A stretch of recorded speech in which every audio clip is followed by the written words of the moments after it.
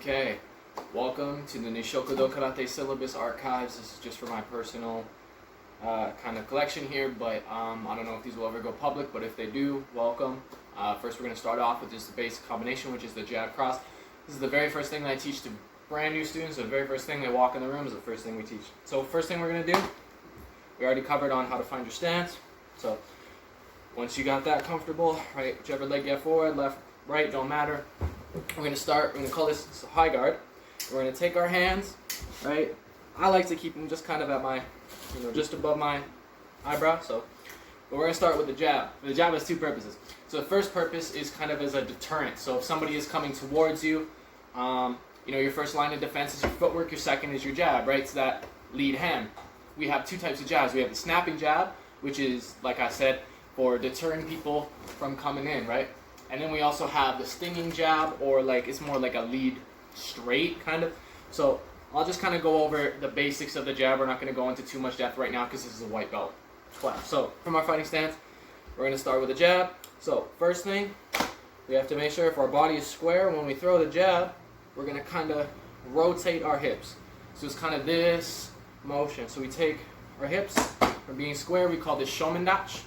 We're going to change that to this way, which is hamnidachi, which just means shomen is facing forward, hamni is on an angle. And the reason why we do this is that way we get a little bit more reach. Right, you see if I jab here, this is okay too, but this is closer to like a lead straight. There's just different techniques, but it's kind of the same thing. The way I teach the jab to begin with is just with getting the most reach as possible, because we're going to start with a deterrent factor of it. So start here, again, just work on getting that hip. You have to have pretty decent hip flexibility. You don't have to have like an insane hip flexibility, but you have to have a decent amount. And then when you throw A to B, B to A. So when we throw, I'll show it from this angle too. A to B, and then B to A.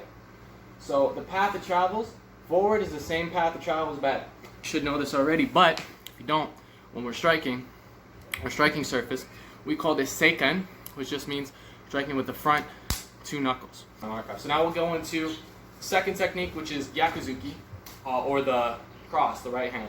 So this is going to be your power punch, your first real weapon. So off of the jab, what it looks like is here and here. So it's taking the same principle. Thank you, Tweetlet. It's taking the same principle as moving the hips with the jab, but now we're doing it the other way. So we're going to throw the right hand this way, right, and then come back. You can't see it, but what I'm doing too is I'm kind of turning my foot over too. You can kind of see how my knee comes. Turn my foot over, and I'm putting the ball of my foot on the ground.